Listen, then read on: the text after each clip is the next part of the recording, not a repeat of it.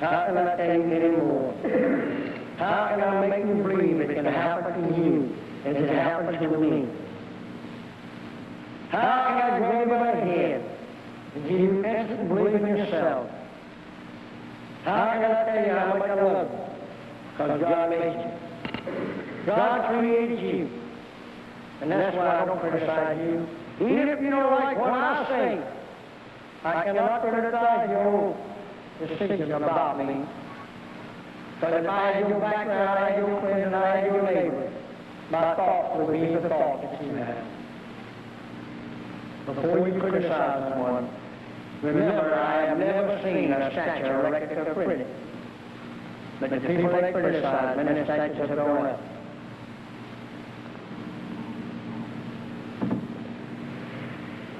The American flag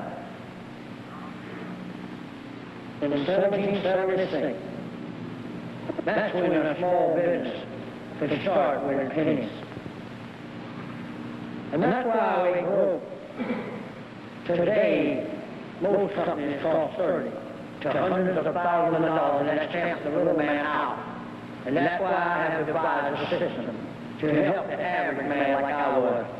The people that are afraid and are weak and don't have any confidence.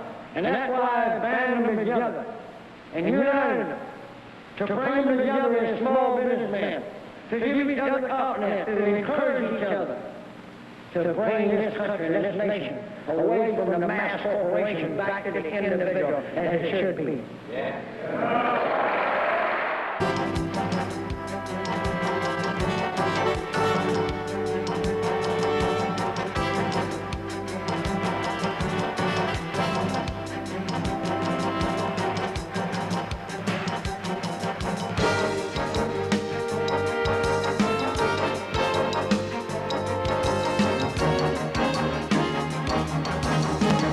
Today we're talking to Glenn Turner.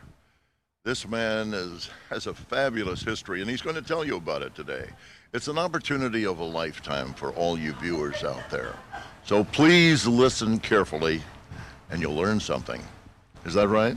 You definitely learn something, not necessarily from me, but what's come through me. I've learned it from books and tapes and the Bible and great books. And the wisdom of the ages is what's brought me from a charity ward born in South Carolina to $300 million and lost it all because of different problems I had with the Nixon era. Right. And Watergate. And, quite a story. And making it back again. And I'm 68 years young, and it's not how long you live, it's how you live, and it's not the dog in the fight, it's the fight in the dog. Very important. And so we're survivors. Survivors.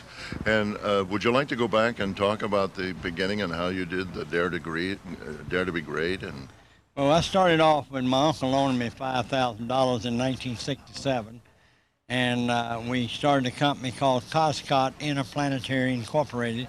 We located it in Orlando, Florida, next to Disney World and Epcot. And Coscott is an abbreviation of takeoff of Epcot, which is KOS, means abbreviation for cosmetics. Started with a K to draw attention to the name, and COT was community tomorrow. What you'd have decided tomorrow, Epcot, with the community, with the products of the day. So we did over 300 million in sales, opened up 13 countries, 78 corporations branched off of it. And the main thing we did is we motivated people into believing in themselves. This is America, and with all its problems, it's still the greatest land in the world. And I have always said I'd rather be in jail in America than a free man in any country I've ever been in. I've been in 47 countries.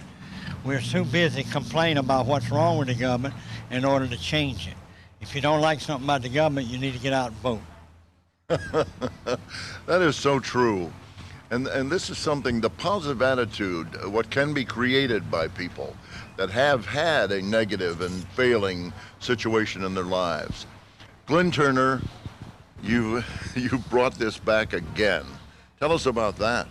Well, we have a company called Steps to Greatness. It's not a corporation, it's actually a name. It's under the umbrella of a La Naturelle Corporation. Of course. La Naturelle means the natural in French. And what we did is after 9/11, people started emailing me for the thousands. checking the website and saying, why can't we have these attitude courses? You see, we should be teaching in the public school from the kindergarten right on for the last year of college that never let what goes on the outside of your head bother the inside. See, sticks and stones can break your bones, but words will never hurt you. It's so true. But words destroy marriages, words destroy countries, words destroy business. Words are more dangerous than the atomic bomb ever was, or the hydrogen bomb. And words are more dangerous than Hussein and all the Arabs and all the problems we're having and all the bickering. Because words is causing them people to hate each other over centuries. And somehow or another, you got to start with the children, and you got to teach them no matter what goes on outside of your head, don't let it take control of the inside. Let the inside control the outside. I cannot even pass a 9th grade written test, but I've got 2 honorary doctor's degrees. I spoke at Harvard Law Business School. I spoke at Yale, Notre Dame, all these colleges. And the reason I was there is they wanted the kids to see that here's somebody that doesn't have the chance you had in life, but he's still positive. He's still got a great attitude. I've never smoked. I've never drank because I don't put nothing in my body that will hurt it. The only thing I put in my mind is positive thoughts. If somebody says something negative, I turn it into the positive before it gets in, I filter it out. What a wonderful way to do things. It's the only way. That's right. It's hard enough to make it when you're positive. That's right. What if we could go back 30 years ago and know what we know now? Oh, that would be absolutely amazing. I'm talking to the young man out here now. The chances are they won't be listening to this show. But the young men and women can change the world. One person can make a difference. And I want to go out of my life one of these days at 169, and I want to go out with the attitude that if I can do it with a hair lip, born from an unwed mother in Columbia, South Carolina, you can do it with a college education or a high school education or 2 good legs or 2 good arms. I got guys with both legs missing, 1 arm missing, that came out of Vietnam and Korea that's president of their own companies that's millionaires. I got 2 twin dwarfs, 34 inches tall. They're millionaires. And they were going to be freaks in the circus before we got them out. And the only thing they changed is the way they thought about themselves. The thinking is so important. As a man thinketh, he is. He is. That's and the right. Bible puts it, Mark 9:23, all things are possible to him that believe it. All things are possible. And you know, Jews can make it, Gentiles can make it, Arabs can make it, bow-legged people can make it, fat people can make it, skinny people make it. It's got nothing to do with the size of the man.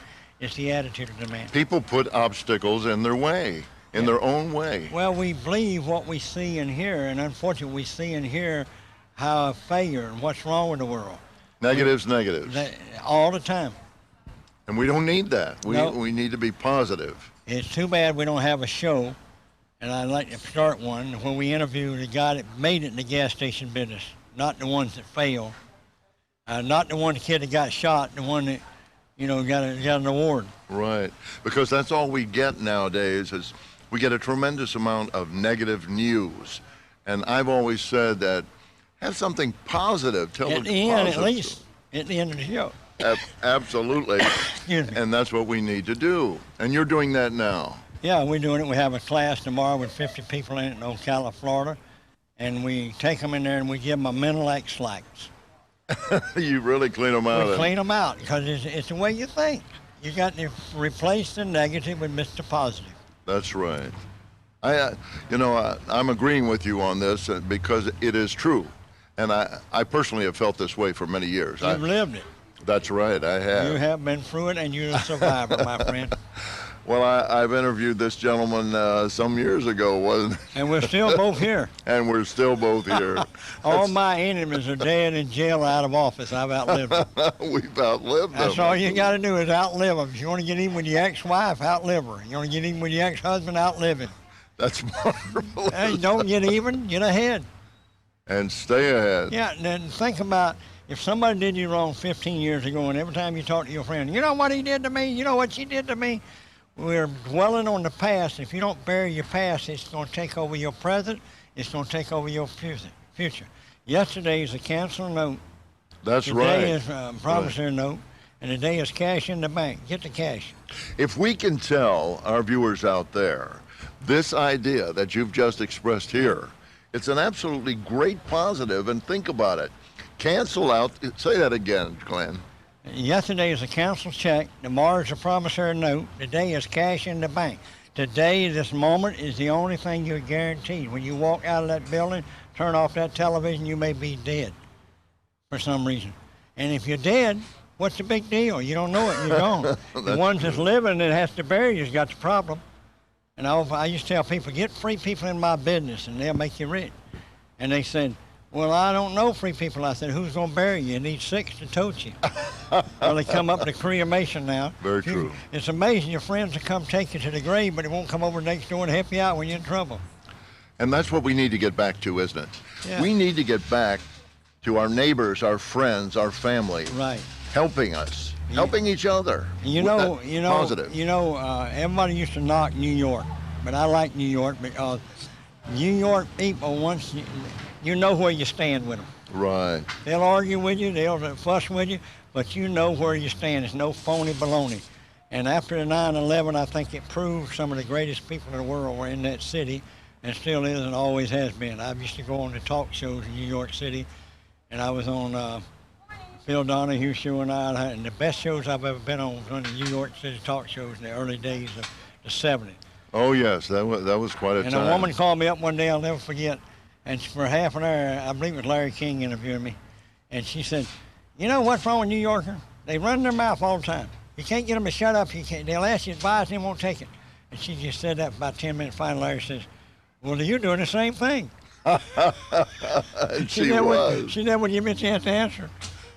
She never gave you a chance to answer. But she was wonderful. I mean, she was expressing her feelings. And I believe everybody's good and everybody's bad. Yeah. Everybody's good and everybody depends on which time of your life you catch them. The person that was good now might have been bad 10 years ago. So you can't let it get you. You can't worry about somebody's problems or what's been. You don't have to live by them. You don't have to associate with them, but you can't hate them and get even with them. You go on. If somebody's doing wrong, somebody else will take care of them. The past is the past. Yeah. Go for the future. Don't let it stay up with you. Get rid of the past. Bury the past. Put it on a piece of paper. Write all your problems, tear them up, flush them down the commode. That's what the Chinese used to do. I like that. No, the Chinese used to write all their problems down and burn the piece of paper, and the problems they'd start thinking about the future. I have a young man that came out of California, was in the Navy, and he ran against Barbara Boxer for the U.S. Senate.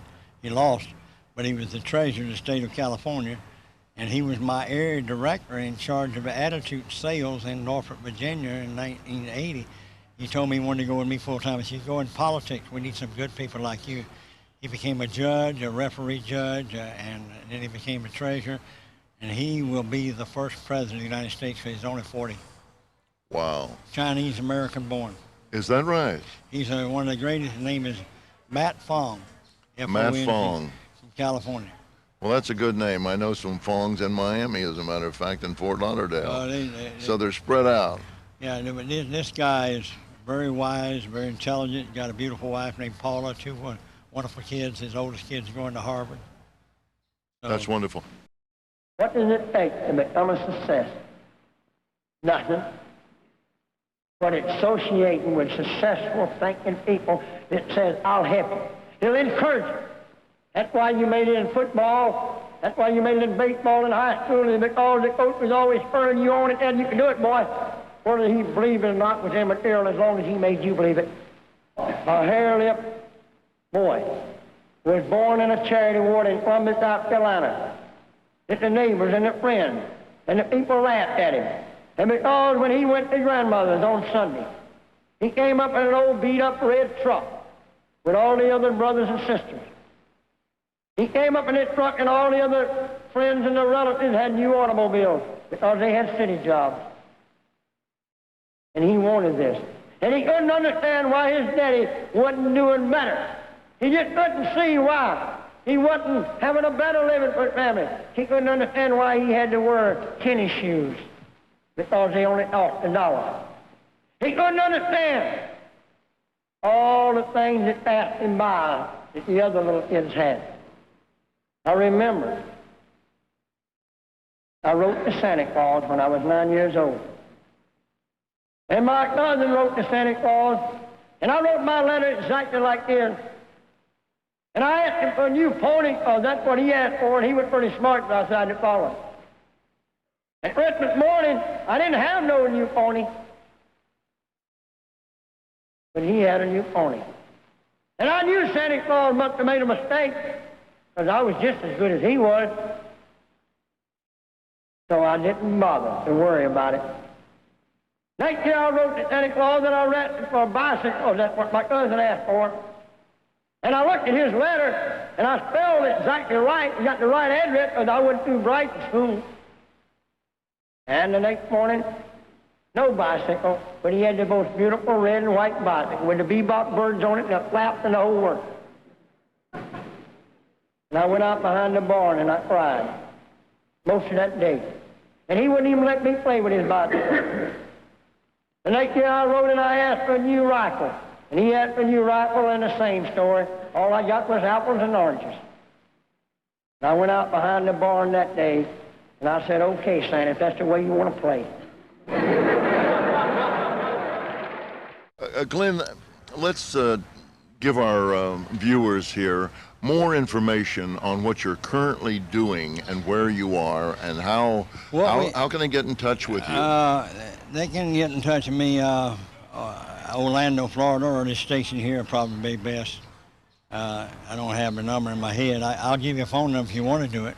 Well, sure, go right ahead. I'm not trying to commercialize this thing. I'm not paying for this, you know. It's area code 407-339-7072.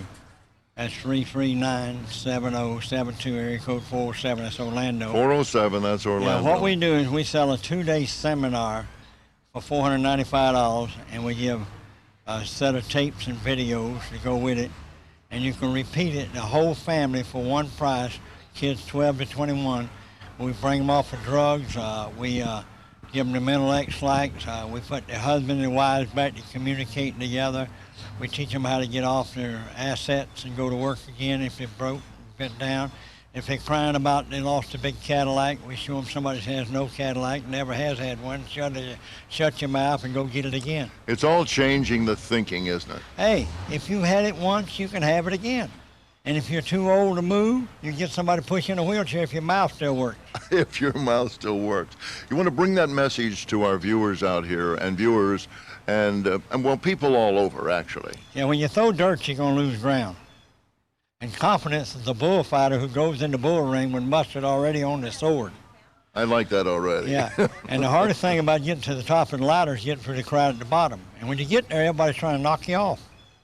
So you got to hold on tighter. And whatever you do with your life, remember, enjoy it. Enjoy the moment. Don't violate the rights of anybody else. And that's my rule. The golden rule is, as long as you do, you can talk them into it, great. You force them into it, that's bad. So you forget the past. You forget the past. Live in the present. Live in the present. And the future will be okay. And the future. And if it's not, you won't be here to know it. That's right.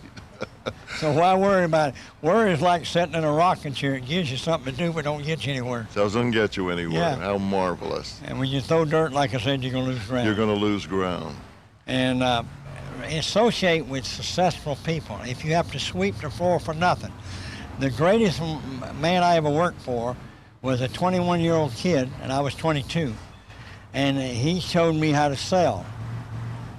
And he introduced me to a Jewish fellow named Phil Marsh, Fifth Avenue, New York City. And Phil Marsh weighed 400 pounds. He came over from Hungary on a boat. And Phil Marsh said, Turner, you are a natural-born salesman. He said, but you got to train yourself because being natural don't cut it. He said, you got to learn because I've never seen a baby salesman. I've never seen a baby doctor. I've never seen a baby lawyer. You become what you're trained to be. He said, you're going to be a rich man. You're going to be a powerful person. Right. And he knew me before I knew me. That's right, because he had the maturity. I don't think I ever become a powerful person because I didn't associate with the powerful people. I had it to do over again. I'd have rubbed elbows with the rich and famous. Right. But I was too busy helping the average guy. And I should have made more friends with people that could help me. Because I believe that history book that this is America and you can be anything you want to be and you don't have to take no stuff off everybody. But Glenn, I found out it's not so.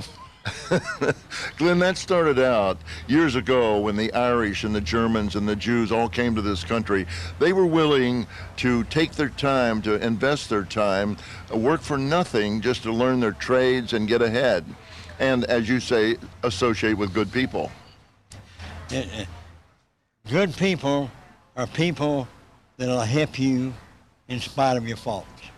Right. A woman that changed my life was Dr. Willow Gray. 72 years when I met her. She was an old maid. She had a school called the Opportunity School in Columbus, South Carolina. She put my name on the building. And they gave her $1 million later. And she wanted $12,000, but she underestimated how good she taught me. She taught you well. Now, the janitor was named Turner, too. His name was John Turner, and he'd give 30 years of service. She put his name on the building right next to mine. She said, that's to keep you humble, Glenn. Said, you gave money. John gave his life. He gave his life. And that's what a lot of people do in this country. Yeah, well, let me tell you, America is so beautiful. It's an opportunity. With all its faults and with all its problems, with all its crookedness in politics, there are good people in politics. There's the good preachers, there's bad preachers, there's bad rabbis, there's good priests and bad priests. And, you know, you can't categorize all those black because some of them you don't like, or all those whites, or all those Gentiles, all those Jewish. The people that cut and it's rich. You can't criticize the rich, because if you had it, you wouldn't be criticizing. That's right. And if you had the right attitude, you'd have it. And if they invest their money. And the rich is what makes the economy go, is right. Provide the job. And I think Lincoln says, you can't tear down the rich and powerful because you're going to tear the whole society down. That's what America's founded on, that we can all start with nothing and become wealthy. That's right. And it's what we do with our money. It's like Rockefeller. When he got older, he did good with his money. Gave it away. They say, well, he was doing it because he sinned. Well, poor people sin just as much as rich people. They certainly do. They don't have no money to give to nobody. That's right. Well, you've heard from Glenn Turner. A positive outlook on life. Forget your past, look to the future, and be a winner, as Glenn Turner is. So the winner never quits, and a quitter never wins. That's good. That's good. Well, thank you very much, viewers, for watching and learn something today. God bless.